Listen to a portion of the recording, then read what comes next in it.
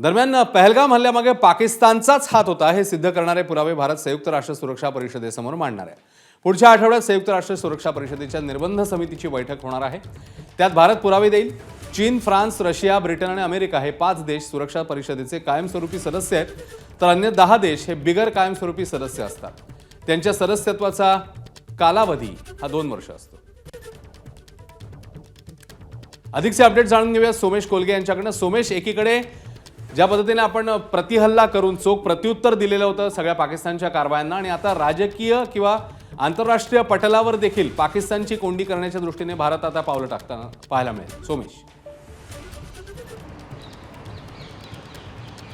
अश्विन, भारताची एक टीम पुढच्या आठवड्यामध्ये संयुक्त राष्ट्रांच्या सुरक्षा समितीकडे पुरावे सादर करण्यासाठी जाणार आहे आणि यामध्ये पाकिस्तानचे दहशतवादातील सहभागाविषयीचे सगळे ताजे पुरावे हे सादर केले जाणार आहेत। खरं तर संयुक्त राष्ट्रांच्या सुरक्षा समितीच्या सँक्शन्स कमिटीची ही बैठक आहे, त्यामुळे फायनान्शियल सँक्शन्स लावण्याविषयीचे निर्णय घेण्याचे अधिकार हे या समितीकडे आहेत किंवा संयुक्त राष्ट्रांकडे आहेत। परंतु वारंवार आपण पाहिले की संयुक्त राष्ट्रांची भूमिका ही रशिया युक्रेन संघर्ष असेल, इस्रायल गाझा संघर्ष असेल किंवा भारत पाकिस्तान किंवा दहशतवाद या बाबतीत कायम दुटप्पी दिसते आणि त्यामुळे त्यांच्याकडून बऱ्याचदा न्याय मिळेल अशी अपेक्षा करणं चुकीचं आहे। परंतु आपल्या बाजूने आपण पुरावे ठेवून त्यांना देखील या बॉल गेममध्ये ओढू शकतो की त्यामुळे भविष्यामध्ये जगातल्या कुठल्याही इतर अशा संयुक्त राष्ट्रासदृश इतर संस्थांना असं बोलण्याची जागा राहणार नाही की भारत हा वॉर मॉंगरिंग करणारा देश आहे किंवा भारत युद्ध करतोय आणि शांतता भारताला नकोय असं सांगण्याची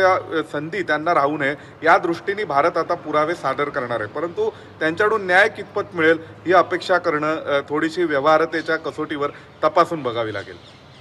धन्यवाद सोमेश या माहितीबद्दल। एबीपी माझा, उघडा डोळे बघा नीट।